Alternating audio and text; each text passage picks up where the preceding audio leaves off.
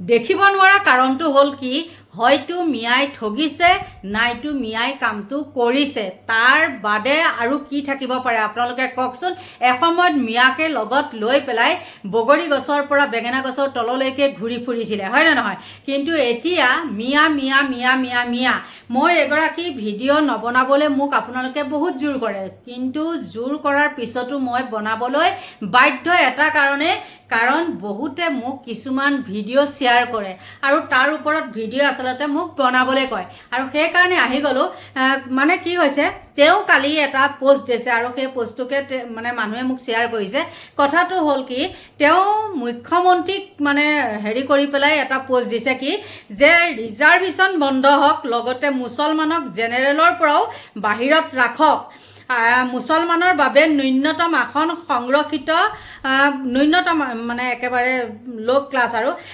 সংৰক্ষিত কৰক ভাৰতত হিন্দুৰ আধিপত্য লাগিবই কথাটো হ'ল সেইটো আপোনালোকে গম পালে নহয় মানে মিয়াক তেওঁ ইমানেই বেয়া পায় এতিয়া বেয়া পোৱা কাৰণ দুটা আপোনালোকক অপশ্যনটো দিলোঁ হয়তো তেওঁৰ লগত কামটো কৰি তেওঁক পইচা নিদিয়াকৈ থাকিলে নাইতো তেওঁক বৃহৎ অংকৰ স্বাৰ্থত কিবা ঠগিছে এই দুটা কাৰণ হ'ব লাগিবই আৰু এই দুটাৰ বাদে বেলেগ একো নাই তেওঁ সুবিধাবাদী মুঠতে টকা দে আৰু যি হয় হ'ব কাৰণটো তেওঁ সিদিনাখন কৈছিলে তেওঁ প্ৰেজত আছে বগৰী গছৰ তলতো তেওঁ মানে হেৰি নহয় মানে একদম সুবিধাজনক নহয় তেওঁ নিজ মুখেৰে সেইটো স্বীকাৰ কৰিছে বাৰু যি কি নহওক তেওঁ যে এইখিনি কথা ক'লে যে মুছলমানক ৰিজাৰ্ভেশ্যন বন্ধ কৰক আল কৰক বাল কৰক মুঠতে তেওঁ অকল মিয়াক লৈয়ে প্ৰব্লেম এসময়ত হিমন্ত বিশ্ব শৰ্মাৰ এতিয়া তেওঁ বিজেপিৰ যিসকল নেতা পালি নেতা মন্ত্ৰী বিধায়ক সকলোকে তেওঁ কি কৰে এইবিলাক বস্তু টেক কৰে আৰু তেওঁ মানে কি ক'ব আৰু কম বুলি এটা কথা মনলৈ আহিছিলে কিন্তু আকৌ মানে ৰখি গ'লোঁ তেওঁ মানে এনেকুৱা এজন মানুহ নাই যাক নেকি টেগ নকৰে মুঠতে বিজেপিৰ সকলোখিনি মানুহকে তেওঁ টেগ কৰে কিন্তু সেই বিজেপিৰ মানুহখিনিকে এসময়ত তেওঁ পোকৰে মূৰে এনেকুৱাকৈ কামুৰিছিলে মানে আপোনালোকক কি ক'ব সেইদিনাখন দেখিলোঁ হিমন্ত বিশ্ব শৰ্মাৰ মাতৃকো তেওঁ একেবাৰে এখন শলাগৰ শৰাই আগবঢ়ালে আৰু তেওঁ কিবা এটা বঁটা পাইছিলে যে সেইটো লৈ পেলাই বাৰু সেইটো কাৰণ ধেমা ধৰা এতিয়া ধেমা ধৰিয়ে থাকিব নহয় জানো যিকোনো প্ৰকাৰে তেওঁক কি লাগিব টকা লাগে য'ৰ পৰাই নহওক কিয় কাৰণ বদৰুদ্দিনো সাৰি যোৱা নাই আপোনালোকক ক'লোৱে ঘূৰি ফুৰিছিলে পিছে কিন্তু সুবিধাটো নাপালে কাৰণে সেয়া হ'ল আৰু যি কৰিব লাগে তেওঁ কৰি মেলি বিদায় দিলে সেইকাৰণে তেওঁ এতিয়া জ্বলি পকি মানে উজনি অসমত যিবিলাক দেখিছে তেওঁ ক'ব নোৱাৰা হৈছে হৈ লৈ পেলাই তেওঁ হিমন্ত বিশ্ব শৰ্মাক কিছুমান বস্তু মানে টেক কৰি থাকে মই এতিয়া বিজেপি চৰকাৰৰ মানুহ হয়তো মুখ্যমন্ত্ৰীও কিবা এটা চাগে দিয়ে মানে চলি থাকিবৰ কাৰণে চাগে কিবা এটা দিয়ে নিদিয়াকৈ নাথাকে তাৰপিছতে কওঁ শুনক এইগৰাকী অভদ্ৰ মানে মহিলা হিজৰাই নে মহিলাই নাজানো আৰু হিজৰা নিচিনাই হয় আৰু সেইজনী মহিলাই এসময়ত হিমন্ত বিশ্ব শৰ্মাক হওক ৰিণিকী ভূঞা মানে শৰ্মাক হওক এনেকুৱাকৈ বেয়াকৈ কথা কিছুমান কৈছিলে সেই কথাখিনি হয়তো কিছু লোকে পাহৰি যাব পাৰে কিন্তু বহু লোকে সেইখিনি কথা নাপাহৰে বা কিছুমান নিউজ নাইকিয়া হ'ব পাৰে নহয় জানো আজি মই সেইটো যেতিয়া হিমন্ত বিশ্ব শৰ্মাক সেইখিনি মানে টেক কৰিছে দেই কথাখিনি যেতিয়া টেক কৰিছে গোটেই হেৰিকিতে অকল হিমন্ত বিশ্ব শৰ্মাই নহয় প্ৰথম কিন্তু হিমন্ত বিশ্ব শৰ্মাকে টেক কৰিছে আৰু তাৰপিছত মই ভাবিলোঁ তোৰ মুখাখন খুলিবই লাগিব আৰু এইগৰাকীয়ে সেইগৰাকী বগৰী তলত বিচনা পাৰি লোৱা মাইকী বা বেঙেনা গছৰ তলত বিচনা পাৰি লোৱা মাইকীয়ে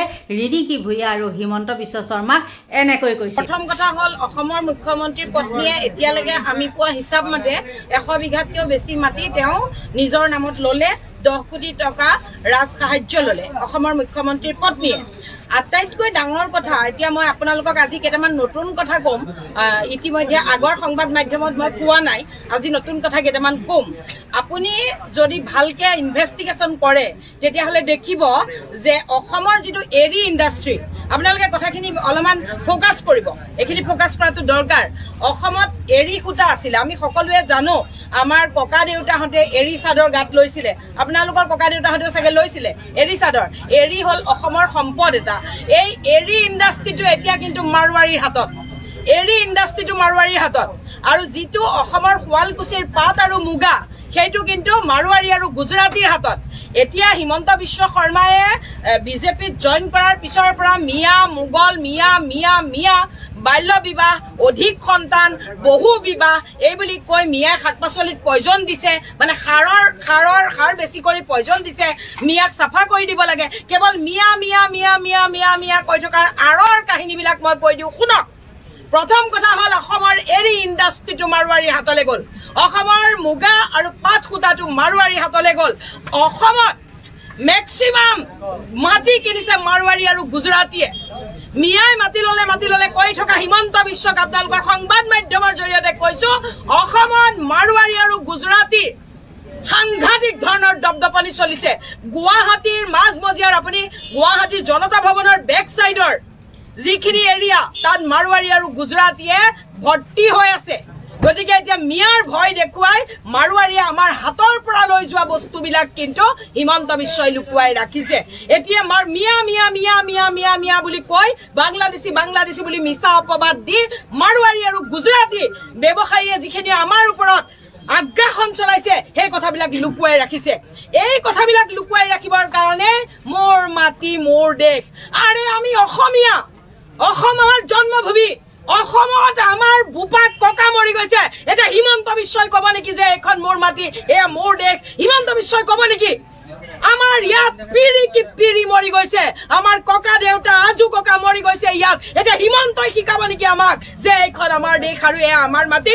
আমি হিমন্তৰ পৰা শিক্ষা ল'বলৈ আছে নেকি? এইবিলাক চব অসমৰ জ্বলন্ত সমস্যাবিলাক লুকুৱাই ৰখাৰ উপায়। আৰু চাব, আৰু কথা আছে ৰব, স্কুলবিলাক হিমন্ত বিশ্ব শৰ্মাই বন্ধ কৰি পেলাব। কেনেকে পেলাব মই কৈ দিওঁ শুনক। স্কুলৰ ল'ৰা ছোৱালীক এতিয়া মোৰ মাটি মোৰ দেশ বুলি কলহ এটা দি প্ৰচেছন কৰাইছে। স্কুলৰ সৰু সৰু বাচ্চাবিলাকৰ কাম কি? পঢ়া নে মোৰ মাটি মোৰ দেশ বুলি কলহ লৈ ঘূৰি ফুৰা? বাকৰি সংস্থাপন ক'ত পাব? সংস্থাপন নাথাকিলে, টকা নাথাকিলে মোৰ মাটি হৈ থাকিব নে মাৰোৱাৰীৰ মাটি হৈ থাকিব? মোৰ মাটি হৈ থাকিব নে গুজৰাটীৰ মাটি হৈ থাকিব? অসমীয়া স্কুলৰ ল'ৰা ছোৱালীবিলাকৰ জীৱন হিমন্ত বিশ্ব শৰ্মাই শেষ কৰি পেলাইছে। এতিয়া আৰু অলপ দিনৰ পিছত কোনো শিক্ষকৰ চাকৰি নাথাকিব। তাৰ কাৰণটো কি শুনক। অসমীয়া স্কুলৰ ল'ৰা ছোৱালীক আজি বোলে সংঘৰ্ষ দিৱস, সংকল্প দিৱস, কাইলে বোলে অহিংস দিৱস, পৰহিলে বোলে মোৰ মাটি মোৰ দেশ, এনেকে দুনিয়াৰ প্ৰগ্ৰেমত ব্যস্ত ৰাখিছে। শিক্ষকসকলে ইয়াৰ ফটো দিব লাগিব, সেলফি দিব লাগিব। শিক্ষকসকলক পঢ়াবলৈ দিয়া নাই। যেতিয়া ৰিজাল্ট দিব তেতিয়া কি কব? তোমালোকৰ স্কুলৰ ল'ৰা ছোৱালীয়ে ফেল কৰিলে, তোমালোকৰ ল'ৰা ছোৱালী পঢ়াব নাজানা, তোমালোকৰ কাৰণে ল'ৰা ছোৱালীয়ে ভাল ৰিজাল্ট কৰিব নোৱাৰিলে, গতিকে তোমালোকৰ চাকৰি নাই, স্কুল বন্ধ। এইবিলাক অসমীয়া স্কুলক বন্ধ কৰি পেলাবলৈ হিমন্ত বিশ্বই দুনিয়াৰ প্ৰগ্ৰেমবিলাক স্কুলবিলাকত দি দিছে। আৰু এইবিলাক টিচাৰে কেতিয়া ল'ৰা ছোৱালী পঢ়াব, কেতিয়া প্ৰগ্ৰেম কৰিব, কেতিয়া সেলফি মাৰি চৰকাৰক দিব? গতিকে জ্বলন্ত সমস্যা লুকুৱাই ৰাখিবলৈ মোৰ মাটি মোৰ দেশ হিমন্ত বিশ্বই কবলৈ প্ৰয়োজন নাই। মোৰ মাটি মোৰ দেশ গোটেই পৃথিৱীয়ে জানে। তেওঁ গোটেই দেশখন লুটিলে। হিমন্ত বিশ্ব শৰ্মাই পত্নীৰ নামত 100 বিঘাতকৈ বেছি মাটি লৈছে। হিমন্ত বিশ্ব শৰ্মাৰ পত্নীৰ কি নাই? নিউজ চেনেলৰ পৰা আদি কৰি এণ্টাৰটেইনমেণ্ট চেনেলৰ পৰা আপোনাৰ কি নাই? মুঠতে কি নাই? বামুণী মৈদামত ইণ্ডাষ্ট্ৰি আছে। তেওঁৰ ইমানখিনি বস্তু কেতিয়া হ'ল? হিমন্ত বিশ্ব শৰ্মাই নিজেই কৈছিলে বোলে আমাৰ এখন স্কুটাৰ নাছিলে, জয়ন্ত বৰুৱাৰ স্কুটাৰখন লৈ মই মোৰ ৰিণিকী ভূঞা শৰ্মাক মই শ্বিলঙলৈ সেইফালে ফুৰাবলৈ লৈ গৈছিলো। তেওঁ নিজে এটা ইণ্টাৰভিউত কৈছিলে। সেই ৰিণিকী ভূঞা শৰ্মা আজি কোটি কোটি টকাৰ গৰাকী কেনেকৈ হ'ল? এইবিলাক কথা লুকুৱাই ৰাখিবলৈ এই দুনিয়াৰ প্ৰগ্ৰেমবিলাক কৰিছে আৰু আমাৰ মহিলাসকলক ব্যস্ত কৰি ৰাখিছে। আমাৰ মহিলাসকলে এতিয়া অৰুণোদয় আঁচনিৰ কেইটামান টকা পাই পাহৰি গৈছে কাইলৈ তেওঁৰ নাতি নিয়েকটো ক'ত থাকিব। এই কথা আমাৰ মহিলাসকলে, কিছুমান মহিলাই পাহৰি গৈছে। হিমন্ত বিশ্ব শৰ্মাই মহিলাসকলক এনেকুৱা কৰি পেলাইছে ইটোৰ পিছত সিটো প্ৰগ্ৰেম দি যে মিঠাতেলৰ দাম পাহৰি গৈছে। এতিয়া অৰুণোদয় আঁচনি সকলো মহিলাই নাই পোৱা। চাউল পায়, ৰেচনৰ নামত মাত্ৰ কেইটামান চাউল পায়, কেতিয়াবা 2 কেজি আটা পায়, তাৰ বাদে একো নাপায়। হিমন্ত বিশ্ব শৰ্মাই অসমত মৰাপাট, অসমত আপোনাৰ মেটেকা আছে, দীপৰ বিলত মেটেকা আছে, অন্য ঠাইত মেটেকা আছে, মৈৰাবাৰী এই অঞ্চলত মেটেকা আছে। মেটেকাৰ কেলে এটা ইণ্ডাষ্ট্ৰি নবনায়? এটা মেটেকাৰ ইণ্ডাষ্ট্ৰি বনালে অসমীয়া কিমান ল'ৰাই চাকৰি পাব? মেটেকাৰ পৰা কিমান বেগ বনাব পাৰি, কাৰ্পেট বনাব পাৰি, এইবিলাকত ধ্যান নাই। খালি দিহা নামৰ ৱৰ্ল্ড ৰেকৰ্ড কৰিব, বিহুৰ ৱৰ্ল্ড ৰেকৰ্ড কৰিব। এইবিলাক কৰি কৰি হিমন্ত বিশ্ব শৰ্মাই অসমীয়া জাতিটোক শেষ কৰি পেলালে। মিয়াৰ ভয় খুৱাই খুৱাই অসমীয়া জাতিটোক হিমন্ত বিশ্ব শৰ্মাই শেষ কৰি পেলালে।